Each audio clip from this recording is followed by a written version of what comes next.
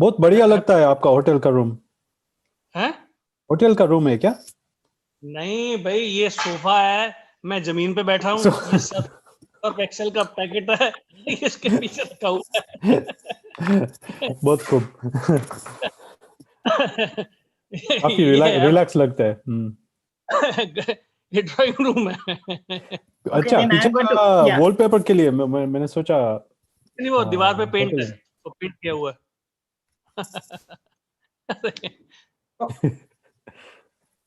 Computer होता Yeah. तो फिर मैं उसमें Yeah, okay, then I'm going to start it, okay, please.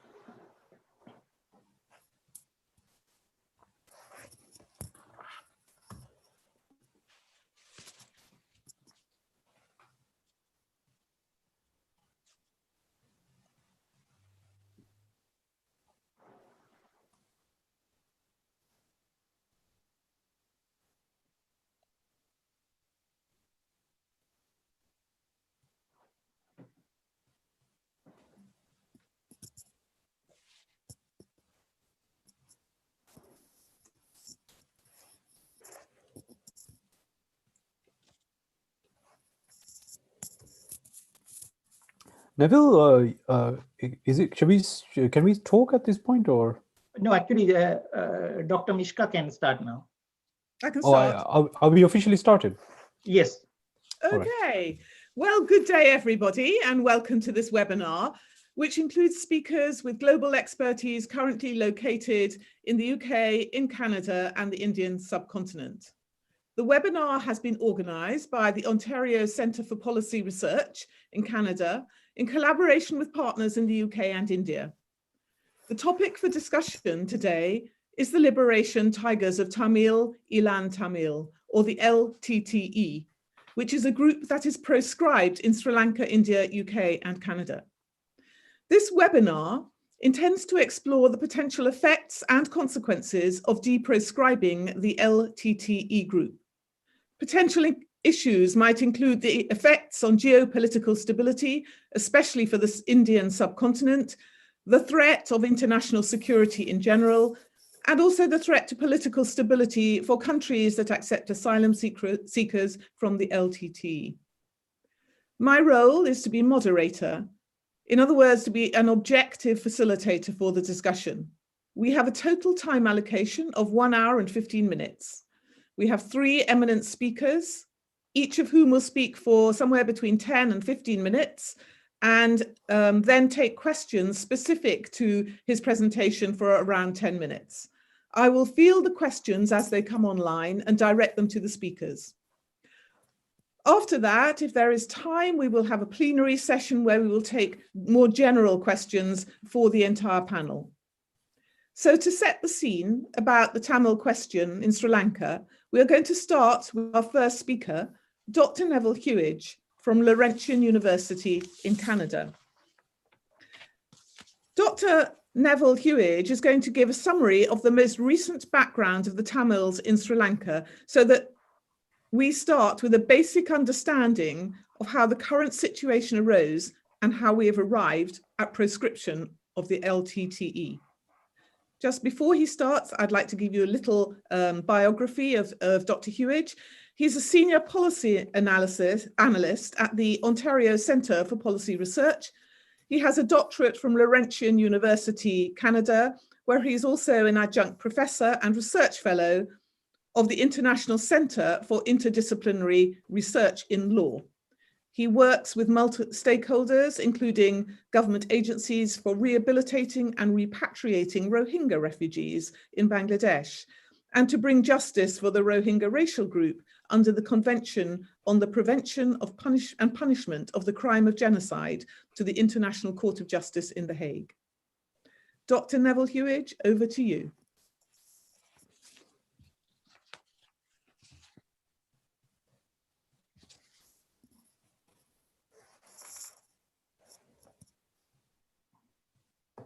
Yeah, just give me 1 second, then I try to bring my PowerPoint up here.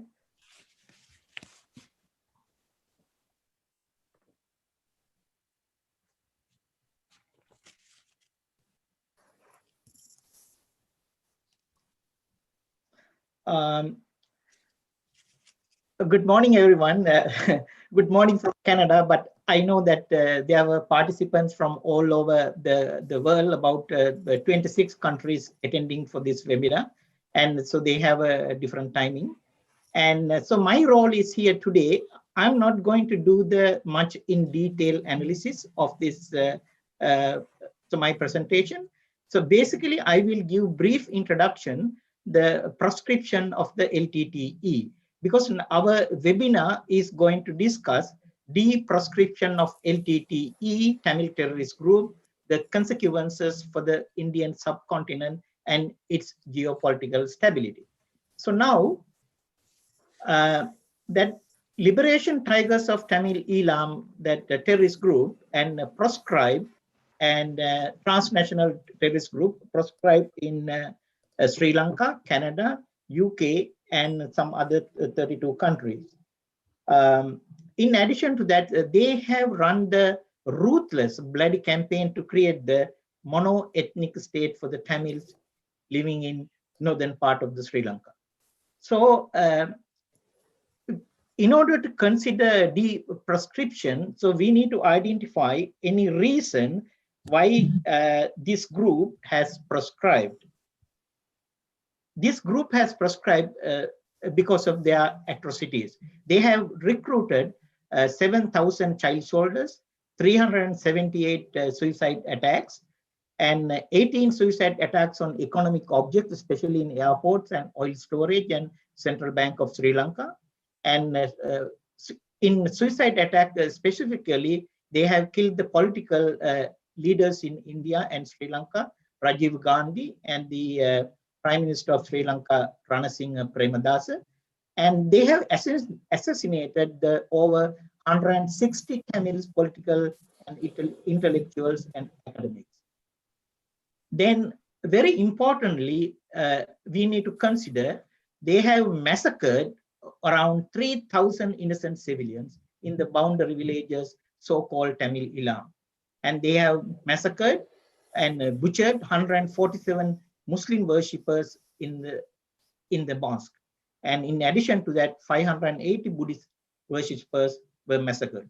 And the final stage of the armed conflict, they have used LTTE civilian as a human shield.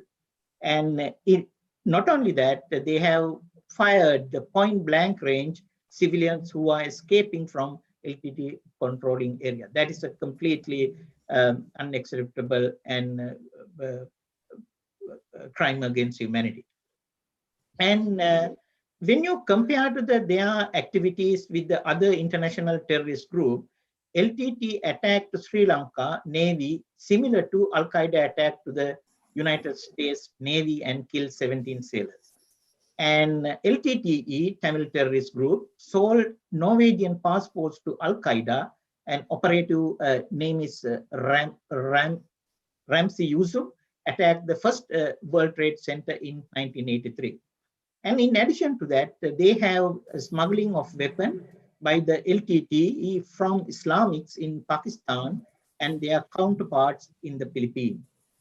Now, and LTTE involved heavily with the arms smuggling and various terrorist organizations, and they have they were building a commercial link with Al-Qaeda and other militant groups in Afghanistan. And Al-Qaeda has copied the LTTE use of women section as a Chechen charities, for example, and the Black Widows, and they played role in the Moscow theater hostage crisis, and they have carried out suicide bombing.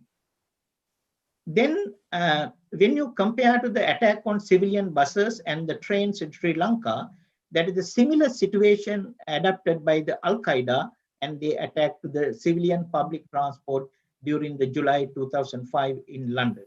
And they have a woman suicide card and extensively money extortion, especially for the Tamils living in the foreign countries, Western countries, and involved with the human smuggling network and drug smuggling network. And Canada itself, LTTE raised $22 million per year in 2019 for the terrorist activity. And LTTE Tamil terrorists have tapped in Canada every imaginable source of revenue, and through their front organization, businesses, migrant smuggling, especially human smuggling, passport forgery, drugs, and organized crime, fraud, extortions, gangs and rallies in Toronto Public School, during which men in military uniforms carry replica of the assault rifles. So this is the report card of the LTTE. Those are the reasons this organization was proscribed, and the ruthless terrorist organization, and by the same time, wealthiest organization. Now, after proscribed, then 2009, May 18, LTTE was militarily defeated. But LTTE Tamil Terrorist International Network is still active. There is no any public statements from LTTE and saying that they are going to denounce the violence. That is one of the major concerns for the de-proscription. And in addition to that, they have no remorse for atrocities they have committed. And still they are continue their separate home and homeland concept, and but still they have no remorse for the atrocities they have committed. So those are the major concerns. If this group is de-proscribed, so what will happen to the Sri Lanka and the India? And so this is the basic background of the LTTE, Liberation Tigers of Tamil Eelam, and the Tamil terrorist group. Now there's another question, what is TGTE? TGTE is a proxy organization of LTTE, Tamil terrorists, but so they have, after military defeated the Sri Lanka army in May 18, 2009, their leader Prabhakaran killed while he trying to escape. And then after that, 3 decades of bloodshed stopped. But LTTE ideology did not stop. And they have, after that, they had many fractions. But according to our research, we found there are 4 major fractions within the LTTE. Then Rudra Kumaran in USA, he started with the transnational government of Tamil Eelam, government in exile, pretty much is a virtual government. So this is the brief history of the TGTE. Now, so this is my brief presentation, because I am not going to do too much analysis, but however, so this is the time to give, to address the issues with the other 2 panelists. Thank you. Well, thank you, Dr. Hewage. We have some questions that have come in, so if I could offer them to you now. A question from Dale Lewis in New York. Rudra Kumaran, the so-called Prime Minister of the TGTE, claims that it is unjustifiable to call the LTTE a terrorist organization, and also to prevent its aspirations to create an independent homeland in Sri Lanka. Can you comment on those views, please?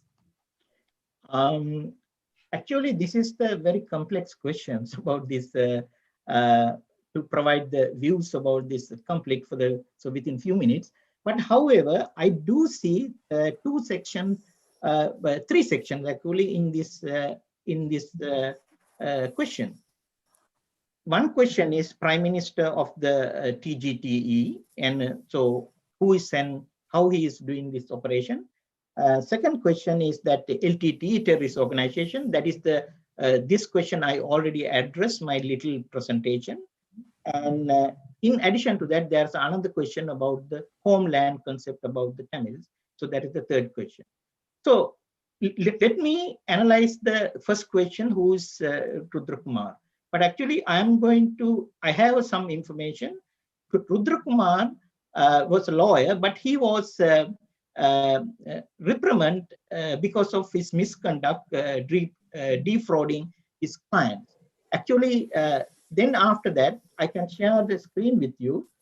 And so you can see so this is the court decision came from United States Courts Appeal Division against the Rudra Kumar, then against Rudra Kumar appeal against the division decision for the misconduct decision.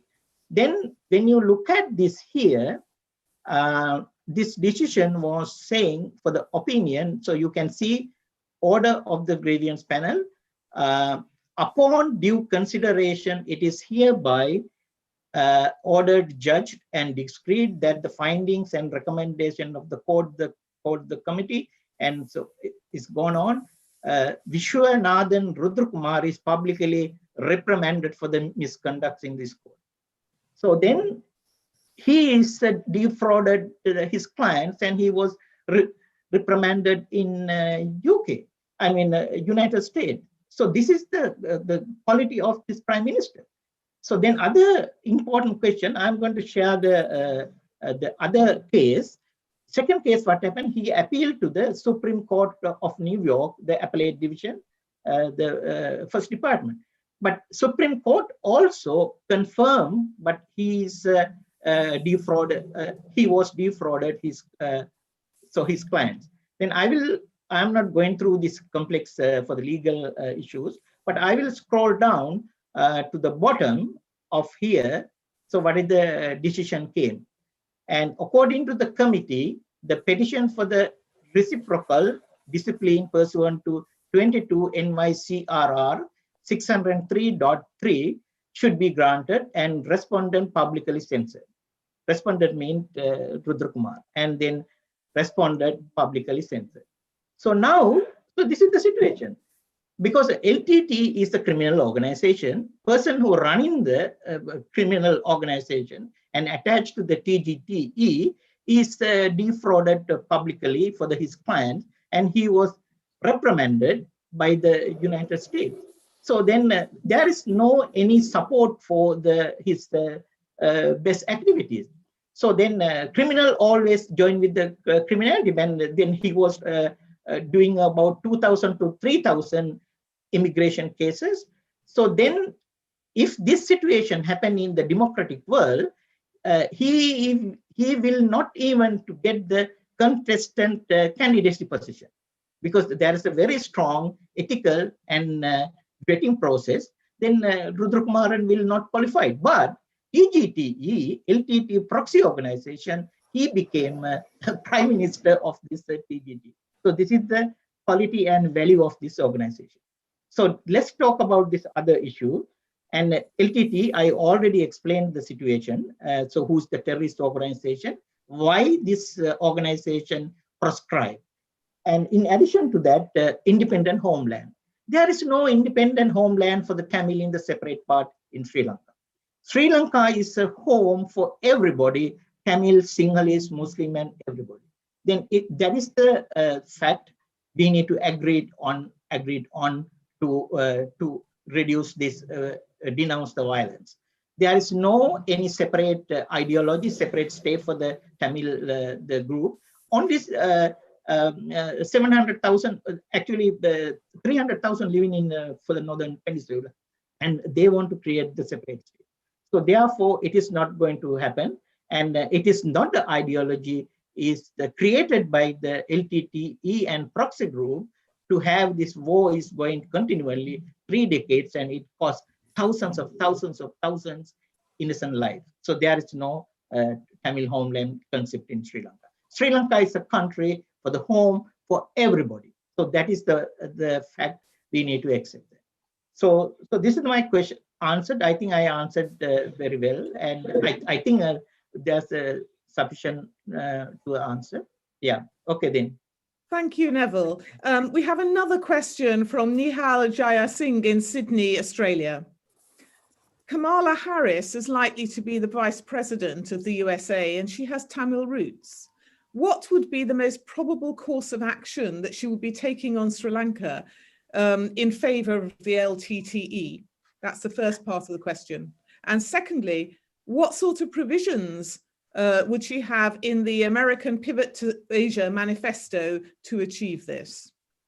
But actually, our research finding clearly revealed that Kamala Harris, Vice President-elect, has roots to the Tamil Nadu. So she has no any roots is coming from Sri Lanka. That is a completely myth. It's circulating around the web and other social media. It has been created by the most likely the proxy group of LTTE, and they are trying to manipulate the facts. She is the Tamil and South Asian origin, and they are going to be in favor of the separatism and separating agenda. But I don't think it is going to happen. She is a well-recognized and well-respected, and we have no whatsoever evidence, and she has been supporting for Tamil separatism activity. And there is no speeches, there is nothing Twitter message, and we have searched every corner. So that's meaning she will follow the American foreign policy, and she has to respect the Constitution of the America, and she will do it. Yeah, so that is my the understanding, and she will follow the American foreign policy.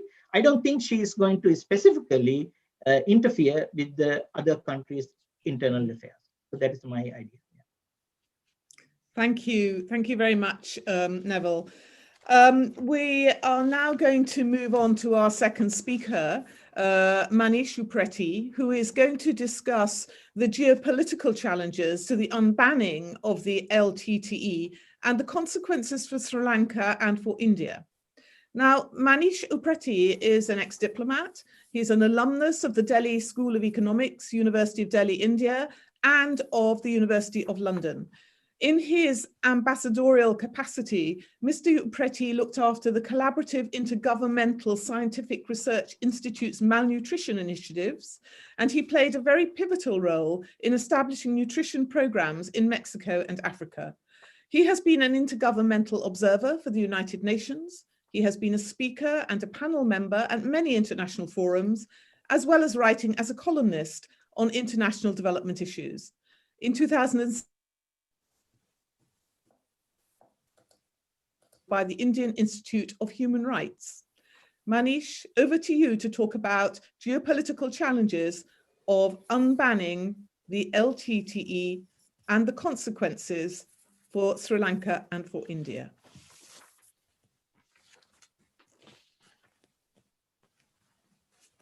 Good afternoon, everyone. And thank you very much, Miska, Neville, and all of the panelists for giving me this opportunity to share my thoughts on this very important development, which is the de-proscription of LTTE and its consequences for the Indian subcontinent and its geopolitical stability. Now, the issue is very important, and I'll look at it through a thesis which is gaining prominence in the recent times. It's by Rajiv Malhotra of Infinity Foundation and Arvinda Neelakannan. It's a Breaking India thesis. It talks about breaking India, Western interventions in Dravidian and Dravid fault lines. The book was published in the year 2011. And the thesis argues that India's integrity is being undermined by three well-established global networks. First is Islamic radicalism. Pakistan, Turkey, Iran, Wahhabism, they're part of it. And we have seen the riots in Delhi and Bangalore. Second is the Maoists and Marxist radicals. And we have seen China via Nepal and support of people like Jeremy Corbyn, Galloway in UK. They're part of this thing. And the third and the most important one, which deals with the current topic, is the Dravid and Dalit identity separatism. It's festered by the Western human rights organization, role of churches, academics, think tanks, foundations, government and human rights groups. Now, what Malhotra and Neelkandan argue is that India's integrity is being undermined by the support of Western institutions for the Dravidian movement. And I remember a former member of parliament and international jurist, Ram Jethmalani, who called the book as an eye-opener and warning for India. Sanjay Dikshit recently retired as an IAS officer from the Indian Administrative Service. His most recent work is Unbreaking India. It's a book about Article 370 and CAA. He says LTTE was essentially a church project, and they failed in Tamil Nadu, but they succeeded in Sri Lanka. The Tamil Nadu project is being reviewed after it tasted success in Tuticorin Vedanta plant protests. To understand this whole issue, we have to go back, little back in time, about the history of the Indian subcontinent. What exactly happened here? 1858, the power shifts from the East India Company to the British Crown. After 47 years, in 1905, Bengal was partitioned on the religious lines. In 1942, Dr. Gangadhar Adhikari, who was a member of the Communist Party of India, he submitted Adhikari report. So this report did not recognize India as a single nation state. And there was a CPI's resolution supporting Pakistan in September 1942. There was a book which was out in January 1944. It's called Pakistan, a Nation by L. Hamza. It's published by Sheikh Muhammad Ashraf of Lahore. Strangely, the book which came out in 1944 has exactly the same boundaries, which are that of the Radcliffe Commission when India gained independence in 1947. So one doubts, there was much more to it. It was all pre-planned. It was all schemed. And after partition, what happened? The state of Kalat, Balochistan, they wanted to join India, but Nehru refused. In 1950, King Tribhuvan of Nepal, he wanted to join India, but Sardar Patel supported the idea, but Nehru ultimately declined. So an important part is the church, along with the communists, they supported the idea of Pakistan by the Muslim League. And after independence, what happened was missionary activities went up in India in a significant manner. Northeastern part of India is essentially Christian now. On the advice of British missionary Verrier Elwen, Hindu sadhus were not allowed to go to the northeast of India, but missionary activities allowed. The impact was, for example, Nagaland. It had 20% Christian population in 1947. It's over 95% now. And the same happened with Tamil Nadu. There was a study which was done by the Center for Policy Studies, Chennai, which said that, especially in the southern part of Tamil Nadu, the Christian population is around 46.5%, which was around 30% in 1921. Another important finding is that Tamil Nadu is the most favorable state for the growth of Christianity. Internationally, the movement for Dravidistan gained movement. In 1998, on Gandhi Jayanti, 2nd of October, a US Democrat Congressman, Adolphus Towns, he reiterated that India is a country which is made of many nations and India's breakup is inevitable. He talks about Sikhs, Christian Nagas, Manipuri, Kashmiri Muslims, and Tamils. And he also says that it has been American policy to preserve the current artificial stability in South Asia. But that was in 1998. After 9/11, the policy of the West changed toward terrorism.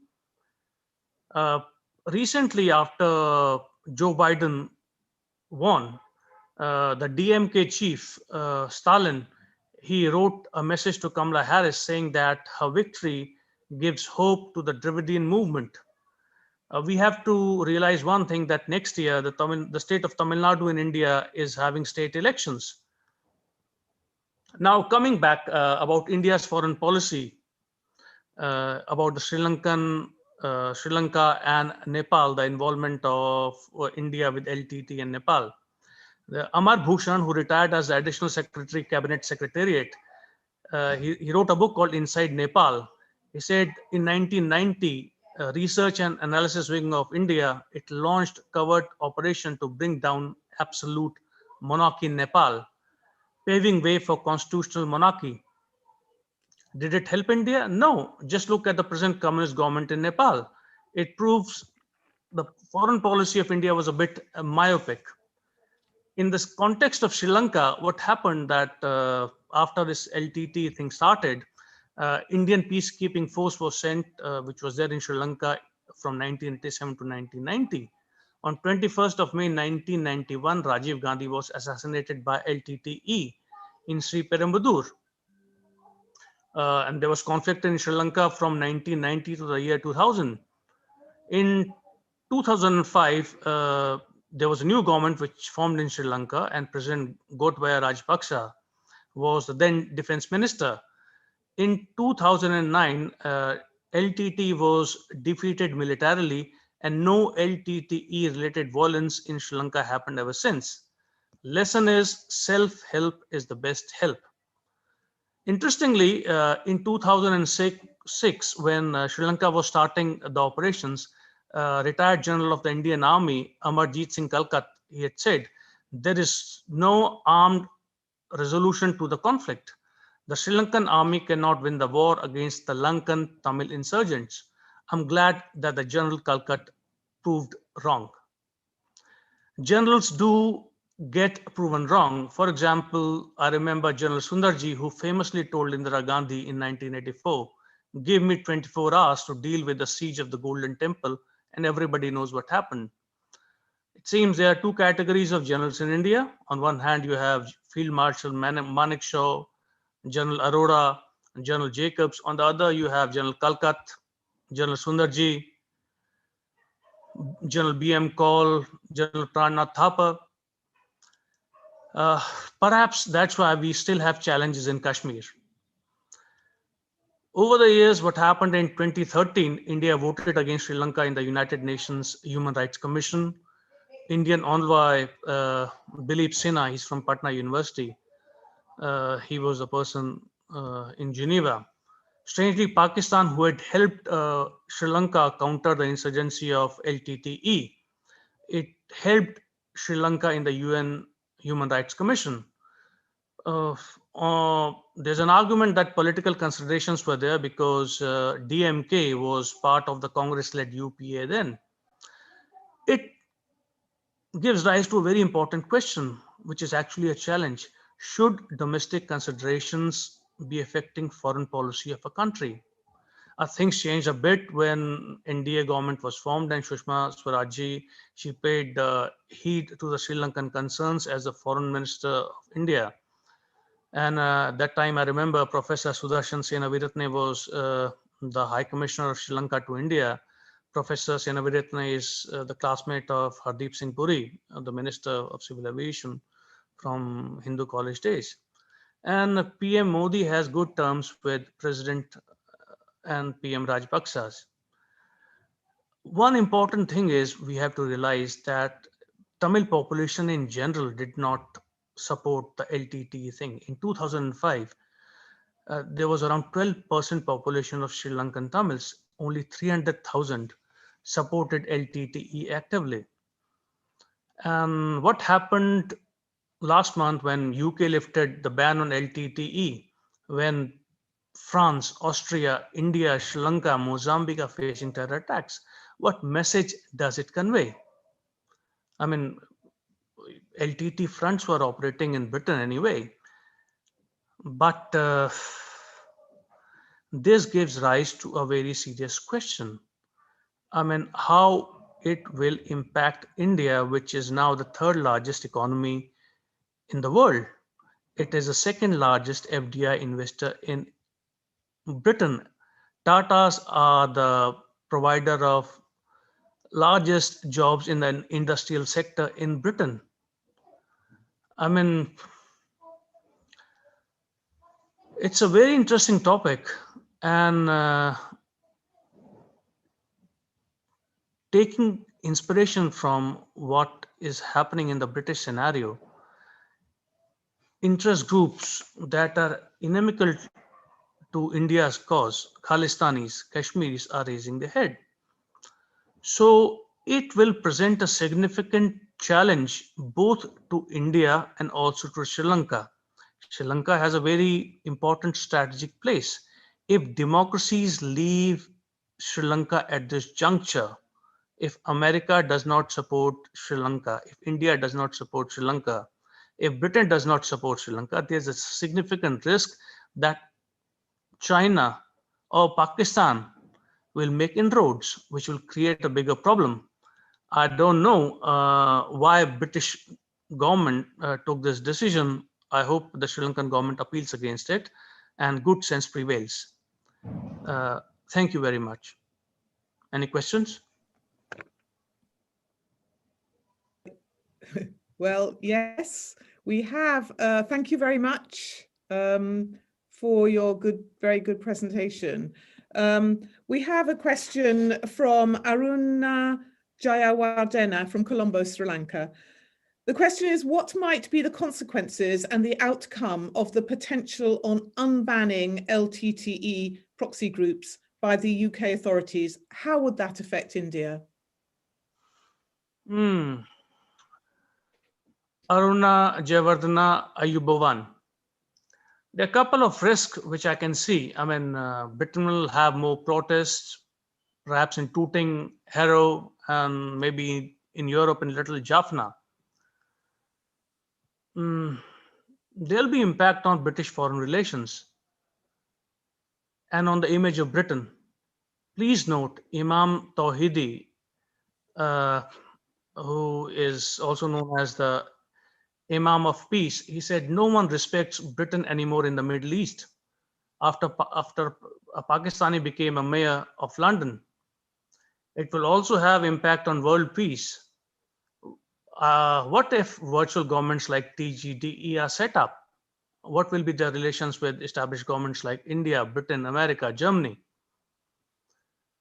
And it will have impacts on at various levels because politicians are very smart species. The elections in Tamil Nadu are there next year. So it will have an impact, but at a local level. But on the other hand, you have to realize that even at the prime of LTTE, only 300,000, 3 lakh people, 12% Tamil population of Sri Lanka supported LTTE.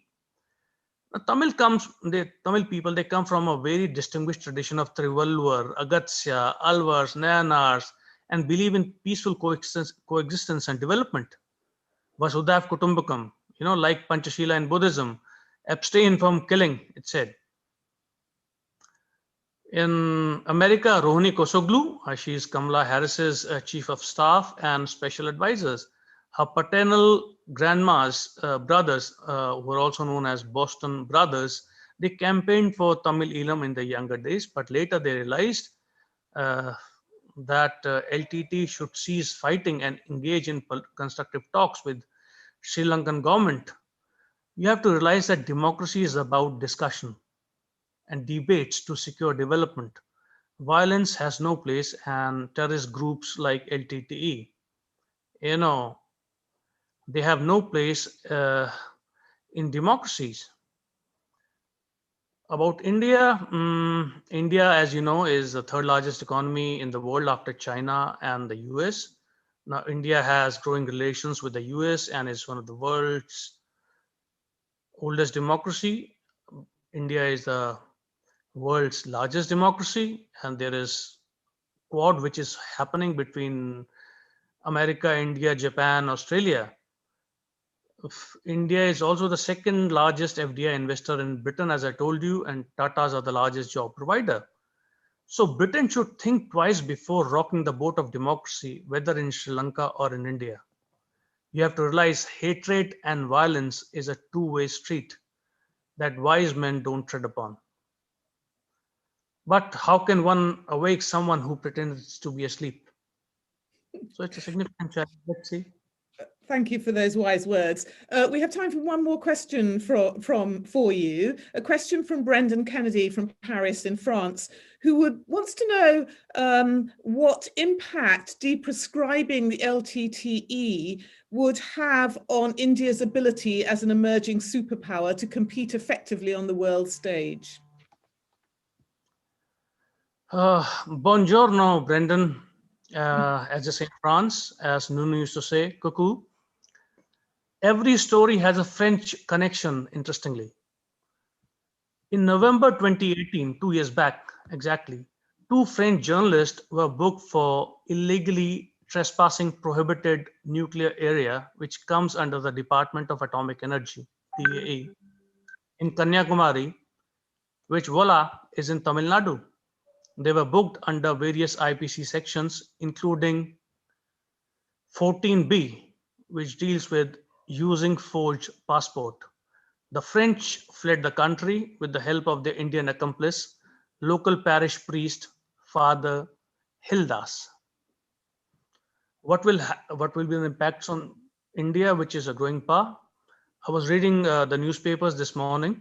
India's forex reserves, as per news report this morning, stand at $568.5 billion. They are up 7.8 billion from last week. Economists predict that forex reserves will cross $1 trillion after mid 2021, and India would be growing in double digits in the late 2021 after this COVID thing is over. About Tamil Nadu ranks second in India in its GDP. It's around $290 billion last year, and fifth in GDP per capita, with low unemployment, which is around between 2 to 3%, and over 50% of Tamil Nadu's GDP is from services sector. Tamils are educated people who are aware of the developments of the world, and they have a very long and distinguished history. Would they go for a path which they have seen suffered consequences? There's a saying in Hindi, na khuda mila, na visale sanam, where neither one gets his beloved nor his God. No. Second thing is, the world needs India both as an ally and as a partner and as a big market. So I think that India will keep on moving the trajectory it is on. And democracies, whether it's America, European Union, and even Britain, will realize their mistake. And I'm sure things will be all right in the due course of time. Thank you. Thank you. Thank you, Mr. Upreti. We are now going to move on to our third speaker, Dr. Prakash Shah, who is going to discuss the decision made by the Proscribed Organisations Appeal Commission, the POAC, and how it is flawed on several grounds. Dr. Shah is a lawyer. He's qualified at the London School of Economics, LSE, and the School of Oriental and African Studies, SOAS, and he's a reader in culture and law at Queen Mary's University of London. He specialises in cultural diversity and law, religion and law, immigration, refugee and nationality law. He's published very, very extensively in these fields, and he's lectured very extensively internationally. Dr. Shah, over to you.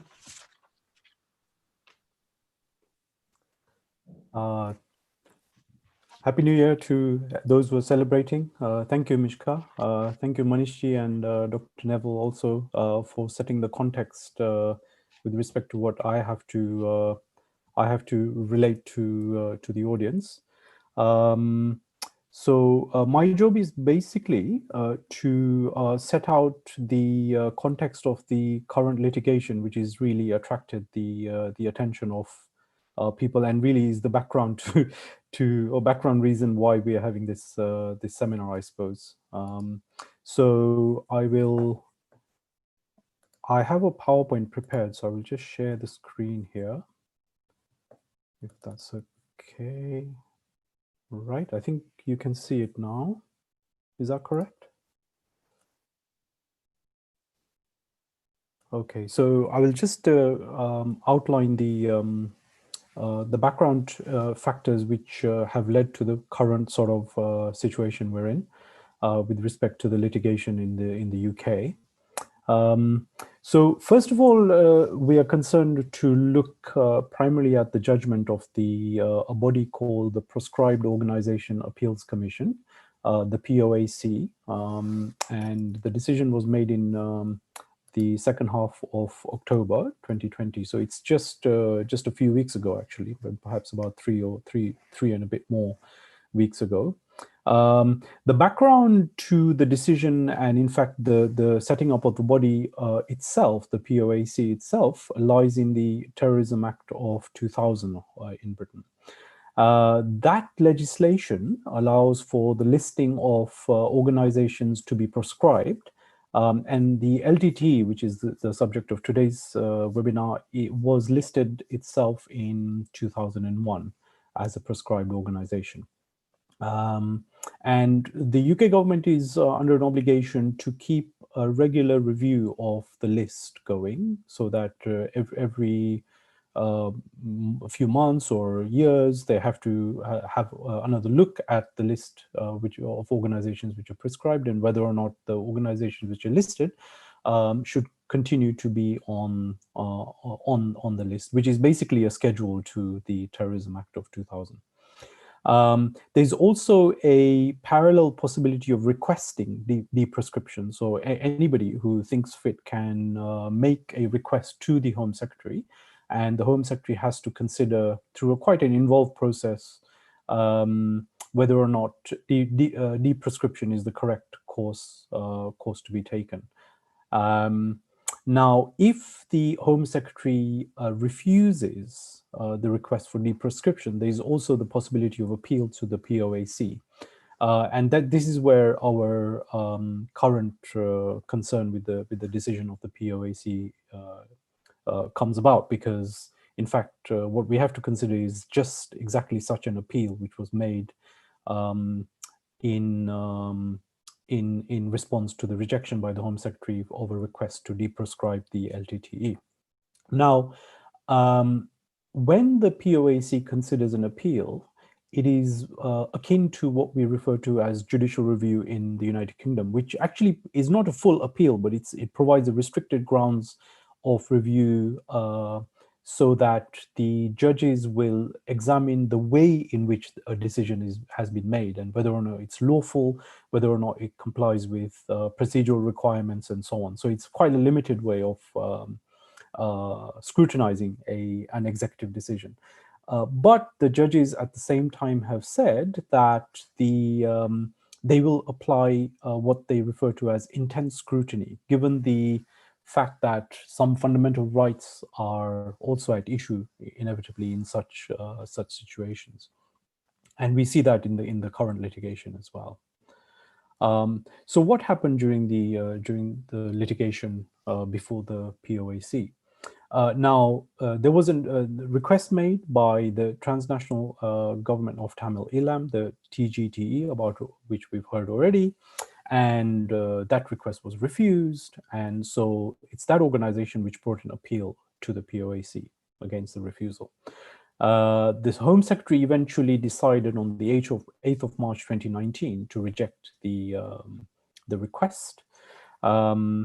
And actually, if you look at the way in which the decision was made by Her Majesty's government, you'll notice that it's actually quite an intensive process of examining whether or not an organization should continue to be prescribed under the legislation.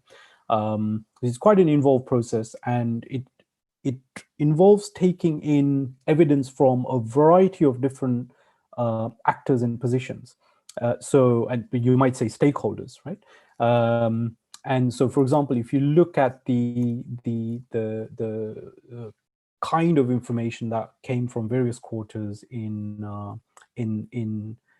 scrutinizing whether or not the LTTE should be de-proscribed on this occasion, you find that in the judgment of the POAC, you'll find that there is a reference to consultation with the High Commissioner in Sri Lanka, the Foreign and Commonwealth Office of the UK, a body which is known as the Joint Terrorism Analysis Center, the JTAC, which is actually composed of representatives of different departments within government.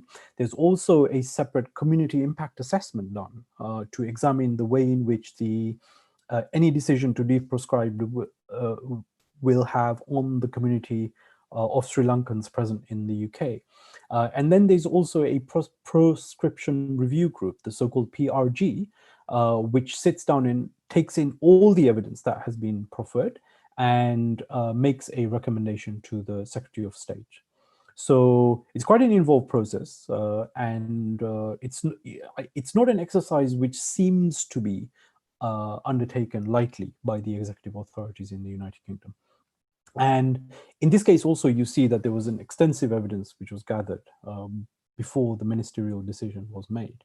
Now, there are a variety of grounds which, as a matter of policy, as a matter of departmental or ministerial policy, are taken into account when deciding whether or not to de-proscribe an organization. And one of the 5 grounds, is the need to support other members of the international community in the global fight against terrorism.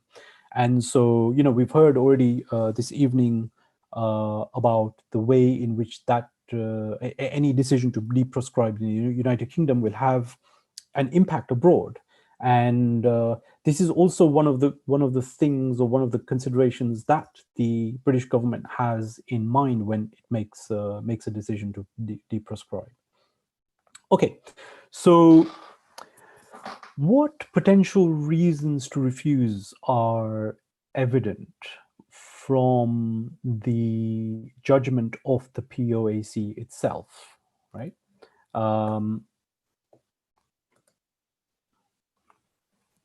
Now, sorry.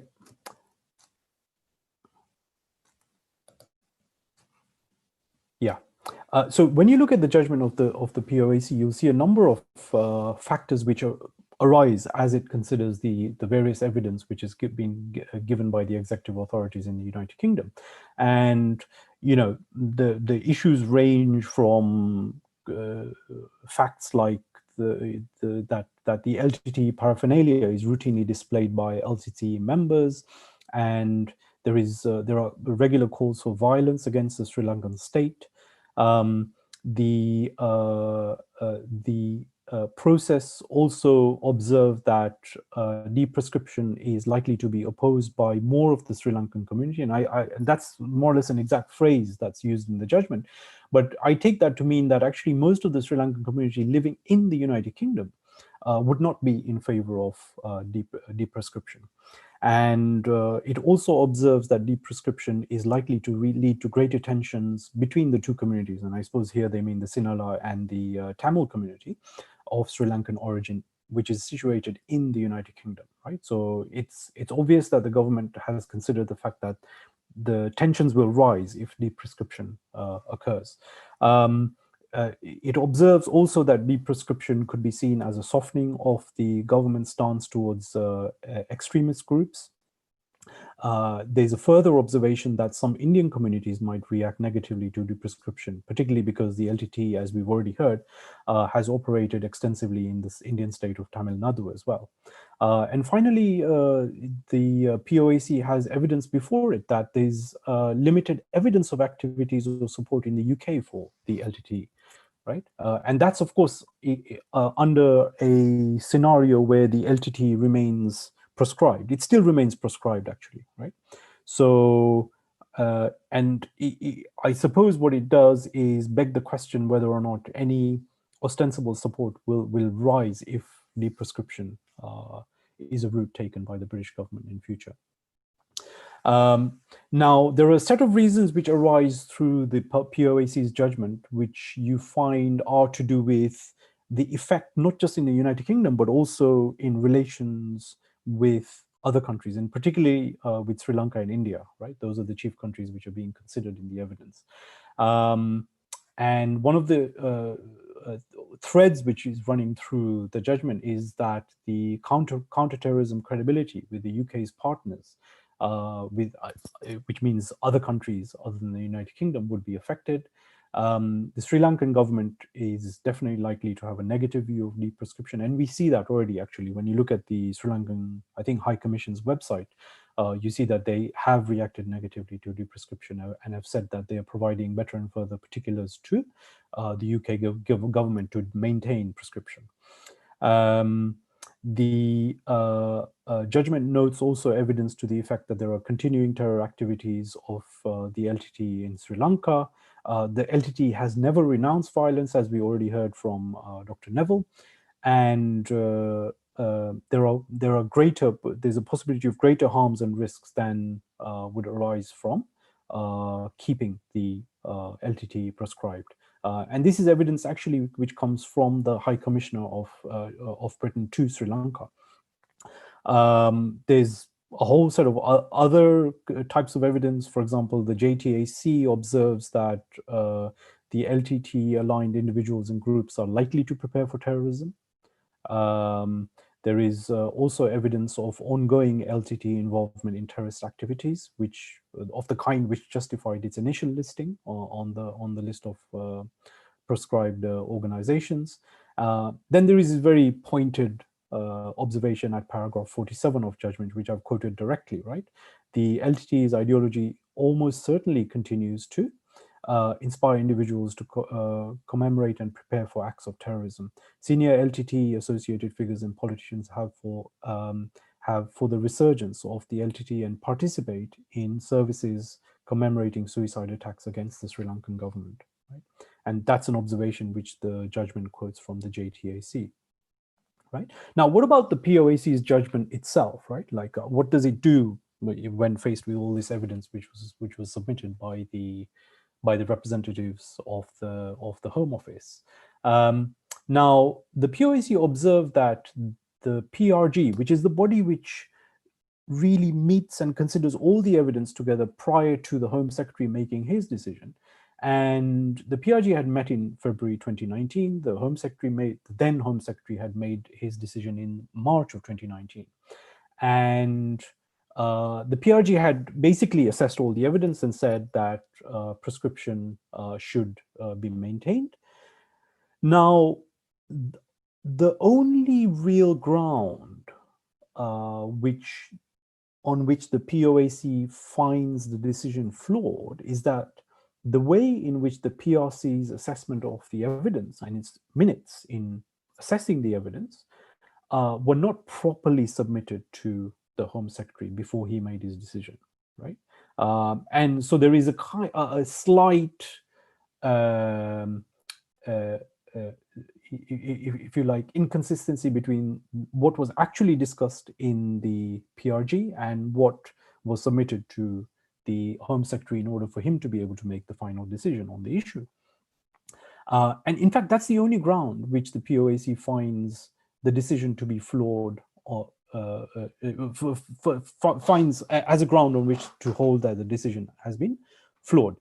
Now, the writing that I have on the PowerPoint here in red is very important, right? Because the POAC explicitly says that it had no issue regarding the Home Secretary's judgment whether or not there was enough material to entitle him to conclude that the LTTE promotes or encourages terrorism, right?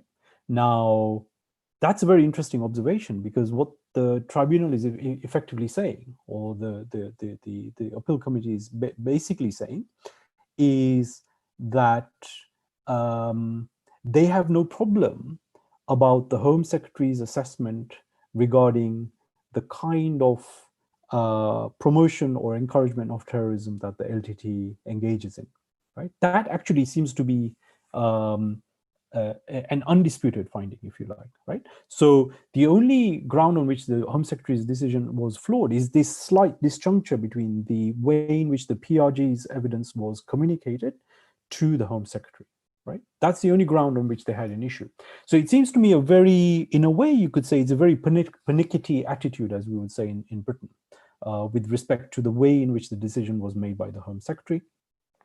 Now, as far as I know, there has been no decision with respect to the kind of relief that the POAC should grant, right, to the appellants, which effectively means what to direct to the Home Secretary. What should the Home Secretary do now, given that the decision was flawed?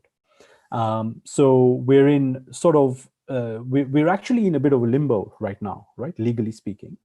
And so here are a set of possible outcomes that could follow from the point that we are at right now.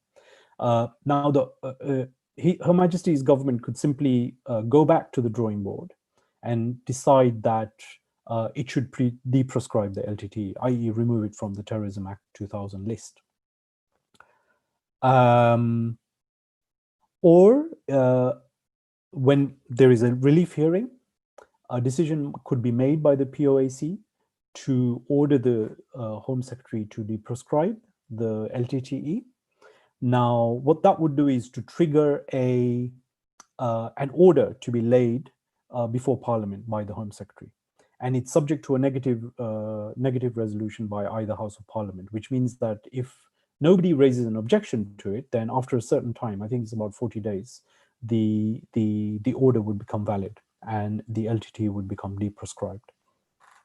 I don't think that's a very likely instance, given what I've seen of the way in which the POAC is, what they have said in the judgment, but obviously I could be wrong. Her Majesty's government could also appeal against the POAC decision. So what that would mean is that there would be an appeal to the Court of Appeal from here. And the Home Secretary would have to ask for permission either to the POAC, and if the POAC refused, then they would have to renew the application for leave to appeal to the Court of Appeal directly. That's an option, but that rather depends, I think, on what happens, whether or not, what happens at the relief hearing, and what exactly the POAC orders the Home Secretary to do, if it does. One final option I could think of is that the Home Secretary basically undertakes to go back and make their decision, but doing it better this time, right? Given that the POAC itself has observed that there are fairly strong grounds to maintain the prescription of the LTTE, they could simply go back again to their offices and say, look, this is now the solid ground upon which we make our decision. And of course, they could consult their international partners and say, look, if you've got more evidence, please send it to us so that we have a more solid basis on which to maintain prescription. And I think that's in the current scenario where we're at, in the current state of information, I would say that that may be the most probable outcome, right? So I suppose what I'm doing is also urging a bit of caution. We shouldn't get carried away and assume that it's inevitable that there will be a de-prescription of the LTTE. And I think it's quite probable that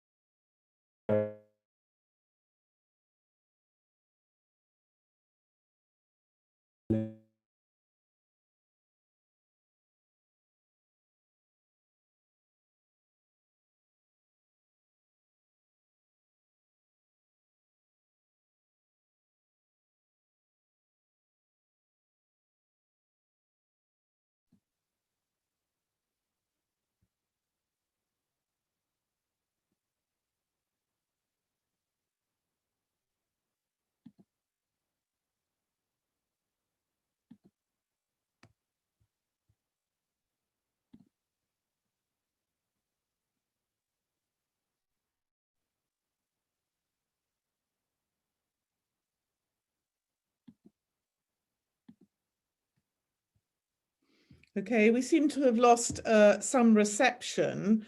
So I'm assuming that we can at this point continue. Now, Dr. Shah has very effectively answered many of the questions that have actually been coming in online during the presentation. So what I'm going to suggest now is that we move on to the panel questions, and we have roughly 10 minutes of panel questions. The first one that has come in for the entire panel, if I could ask everyone to unmute, please. Could you please unmute panel? Manish, Neville. And Neville, could you please unmute? Manish, unmute. Thank you. So a question for the panel. Would de-proscription give the wrong signals to other prescribed groups in the UK, making it a soft, UK as a soft touch, given that the UK is at a high alert stage due to 2 attacks that have taken place very recently, and attacks that have taken place very recently in Europe? But actually, so my personal view regarding this issue, then I think it's a completely wrong signal. And other prescribed group, and so they wants to follow the same route, and they can. One of the argument from TGTE presented by the TGTE members, Arumugam and others. And one of the arguments they have mentioned at the POAC, and they have not renounced any activities, terrorist activities in Sri Lanka. So it doesn't mean that they are not going to do any terrorist activity. So that is the concern. They have not renounced never renounced. There is no statement they are not going to follow the violent path. So therefore, this technique and this technique can be adapted by the other terrorist group, and so they can be silenced and they can go there for the sleeper cells for the 4 years. But actually, that first initial filing was submitted on 2014. Then after that, 2018 was at that point, TGTE members, Arumugam and others, they filed the case, asked Home Office to de-proscribe. So this technique, but if this cases go and held continually, it can be a precedent. That is a very, very dangerous situation for the whole world. Even Al-Qaeda or some other groups might come and say, okay, there is no any terrorist attack for the United States or Canada or France or some other for the Western world, and there is no bombs in Afghanistan 4 years, and please grant us de-proscribe. And that is one of the major argument came on there. It is a very, very dangerous precedent. So therefore, by de-proscribing this LTTE group, and given a very dangerous situation for the international security. Thank you, Neville. Manish, do you have any comment in relation to the Indian subcontinent? If, how would de-proscription of the LTTE affect the geopolitical stability of the Indian subcontinent? Very briefly, please. If you look at the geopolitical stability of India, of the Indian subcontinent, it's going through a very interesting phase.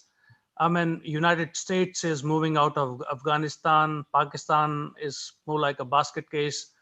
Bangladesh is the best performer in terms of GDP growth and human development indices growth. Nepal is with the communist government with hot-cold relationship with India and China. There's a new government in Sri Lanka with absolute majority like that in India. On the other hand, India is the world's third largest economy now, and the region has China as its neighbor, which is the world's largest economy. Sri Lanka itself has a GDP of around 322 billion. Secretary of State Mike Pompeo was in Colombo last month after a visit to New Delhi. Sri Lanka, you have to realize, has a very important strategic location. Now, who would want to affect the stability of the Indian subcontinent? US? No. India? No. Why? so that Sri Lanka moves closer to China and Pakistan. So, especially with the relationship that China has with Britain now, after Britain banned Huawei's 5G network in July, which has risked around $23.6 billion. So if democracies like the India, US, UK fail Sri Lanka, one can only guess the consequences. We live in interesting times. Anyway, when it will have serious implications. In Britain, what's happening is UK politicians have started supporting Sikh separatism. The issue of Khalistan is coming up, and institutional isomorphism is taking shape. Like the Labour member of Parliament, they supported LTTE some, in 2007 and all that. What's happening now? The conservative politicians like Robbie Moore, Paul Bristow, uh, James Daly, they have formed a group on Kashmir. So, what I don't know whether you know the case of Ghulam Nabi Fai, who was arrested by the FBI in America because the Pakistan's intelligence agency, they gave him around $3.5 million to influence the US government. So there's a significant risk, that some game might be under play in Britain, that authorities need to be a bit careful of. They have to be a bit careful of the developments happening at the local level. So that's that. I hope that answers. Thank you, Manish. Dr. Shah, I see you've managed to come back on again. I was saying that you have effectively answered most of the questions coming through during your talk, which is good. We have a question from Rear Admiral Sarath Virasakara from Sri Lanka. How do we exert pressure on the UK Parliament to ensure that they don't approve de-prescribing? Should I answer that? Please. Yeah. Yes. I'm not really sure in terms of the level of organization of the Sri Lankan community here. But one of the things that could and perhaps must be done is to ensure that all your local MPs are fully appraised of the of the background and to the current situation and also your concerns about it. Because usually what tends to happen is that a lot of these policies are happening by default. And one of the dangers I see in the kind of challenge structure that's been adopted to prescription and de-prescription is that it happens through the courts, which means that not many people can necessarily take part. I mean, court action is very difficult to maneuver around. It's also very expensive, and not many people have the organization or resources to put together a team in order to challenge, let's say, the de-prescription, potential de-prescription of the LTTE. So what you need to do probably is to use the political route and ensure that the parliamentary authorities, your local MPs and ministers and so on, are fully informed of your concerns. But I would also say one more thing. I think Manishji made a very interesting point about the Khalistani activism. In 2016, a body called the Sikh Federation managed to get de-prescription of an organization called the International Sikh Youth Federation. What they also tried legal action first, and when the Home Secretary had their day in court, they couldn't defend themselves. So what they did was they withdrew their de-prescription and said to the court that we will now reconsider this decision and de-prescribe the ISYF, the International Sikh Youth Federation. Now, what you've seen in the few years since that time, it's been about 4 years since 2016, is an increasing mobilization by very extremist factions among the Sikh community in the United Kingdom. Many of the gurudwaras have been taken over. The entire public discourse on Sikhism and the political dimension of Sikhs and what they want in terms of public policy and so on has been dominated by the Sikh Federation. right, which is working quite closely together with the ISYF. And I don't know about any overlapping membership. Maybe there's a history of that as well. But the other curious thing is that they have two members of parliament who are fully aligned to their cause, and also seem to have the backing of the Pakistani government, right? As Khalistani movements or Khalistani organizations in the past have had. So what you've got now is a kind of freezing of the ability of the Sikh community to be able to articulate any alternative vision or any alternative political agenda. And I know personally academic friends of mine who've been put under a lot of pressure to say things which the Sikh Federation would want them to say or mandate, right? And they're not free to take their own positions. And these are Sikh academics who have good positions in British universities, but are being sort of pressured into. So if you translate that experience to the Tamil situation, see, Dr. Neville already mentioned information to the effect that there's been extortion of Tamil businesses in outside of Sri Lanka, right? Now I frequent Tamil businesses. I frequent Tamil shops near, in various parts of London, and you see them freely operating. Now, should the LTTE be de-proscribed, you can imagine the kind of pressure these kinds of businesses will face to cough up funds for illicit use in a conflict which most of these people have no role in and they don't approve of, right? And I don't see the UK government authorities being able to police this kind of intimidation, right? So you've got a massive impact, not just in terms of the international relations of Britain, right, as was fully admitted by the POAC, but also a kind of strangulation of the freedom of components within the ethnic minority communities in Britain to be able to fully exercise their freedoms of association and so on. So the POAC talks about fundamental rights, but it really is only paying attention to the fundamental rights of the of terrorist organizations, as though they are the only people who have some kind of fundamental rights, right? And when you look at the articulation of the fundamental rights in the human rights instruments, like the European Convention of Human Rights, they're not unqualified. They're all subject to considerations of public policy and public order and so on.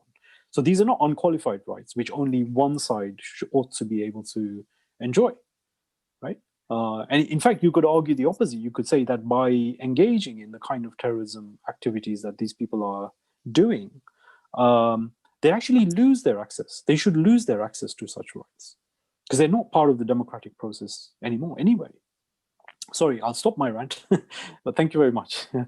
No, but that was extremely useful to actually understand in a little bit more detail the important knock-on effects of the impact of taking action such as de-proscription. We have run out of time pretty much. Could I just ask the panel members if they have any final comments that they would like to make? Dr. Manish, have you any final comments you would like to make? Well, I can only hope that good sense prevails, and debate is the only way in democracy, debate and discussion. And I'm sure people who support LTTE will realize that. I mean, violence is no way, it's no way, it's violence is a two-way street, hatred is a two-way street. So there's a saying by Lev Tolstoy, a spark neglected burns the house. Don't tread that path.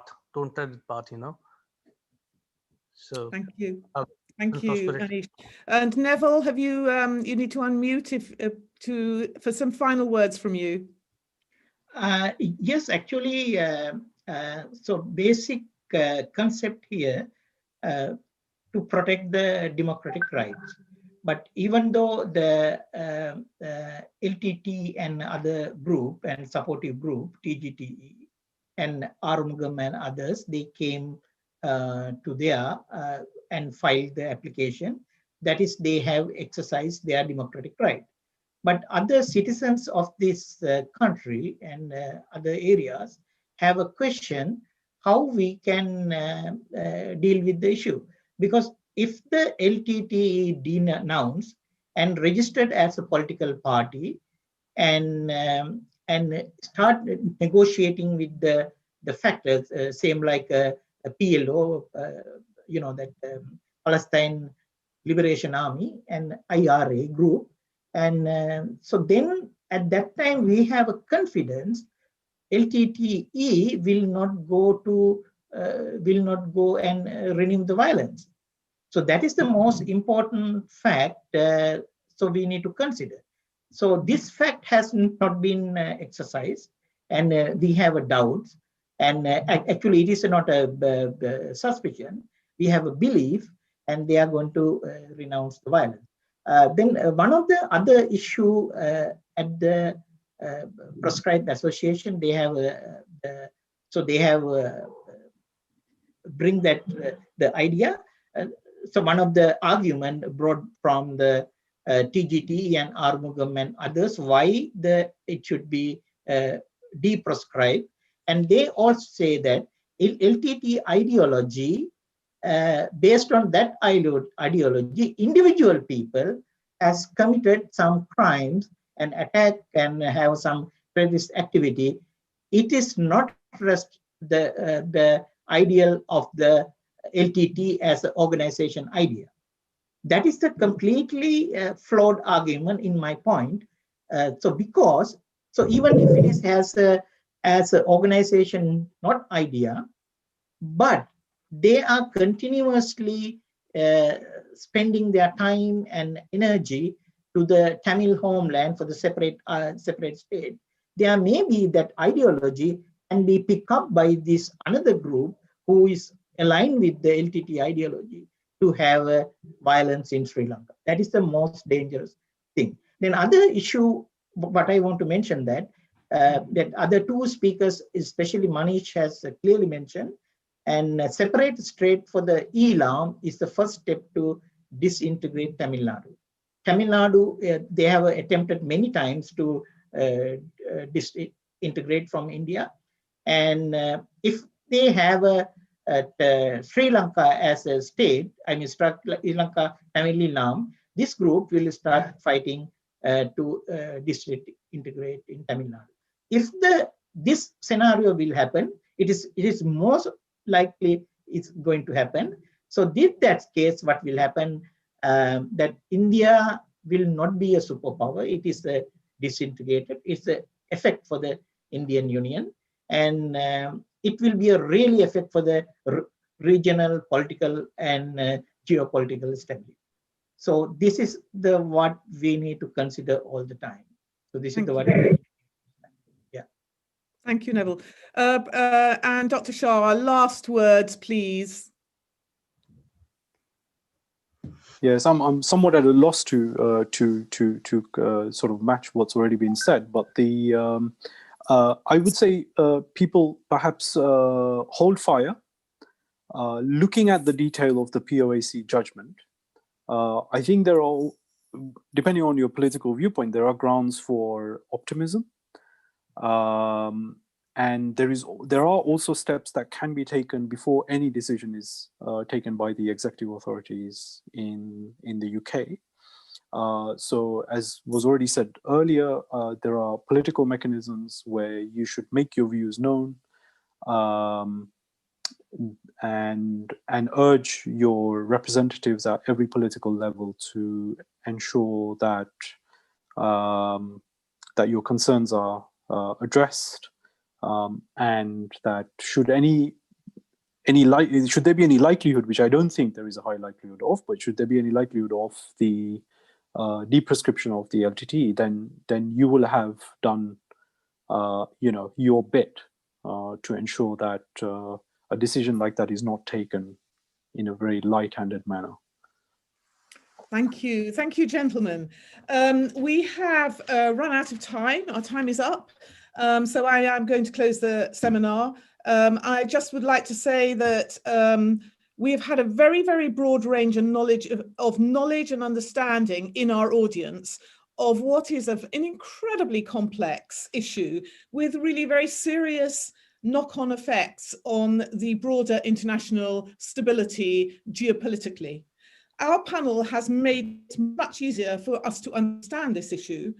And as Dr. Shah said a few moments ago, the key issue for us now is how to raise awareness of all of these issues that we've discussed today. I would like at this point to thank the speakers and the organisers of today's webinar for their excellent contributions. The webinar will be available both on YouTube and Facebook, so you can explore the issues that we have discussed further at your leisure. Thank you for attending. Good day. Thank you very much.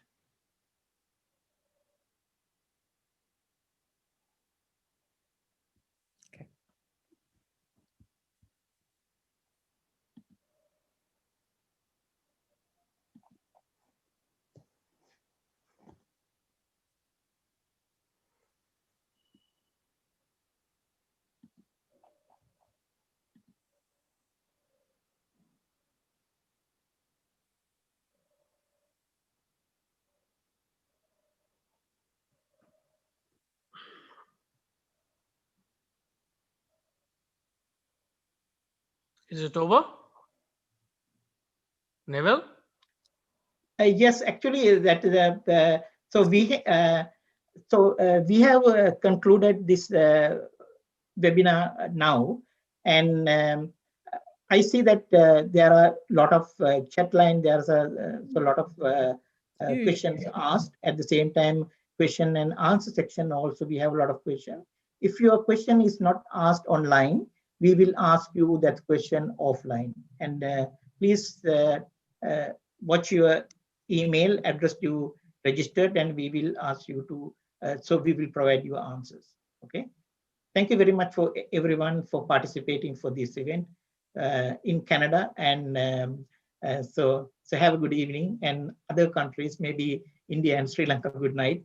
Thank you very much for joining and for this webinar. So this webinar is now officially concluded. Thank you very much for our panel and everybody participant to participate for this event. Thanks. Thank you. Bye. Bye. Thank you. Bye.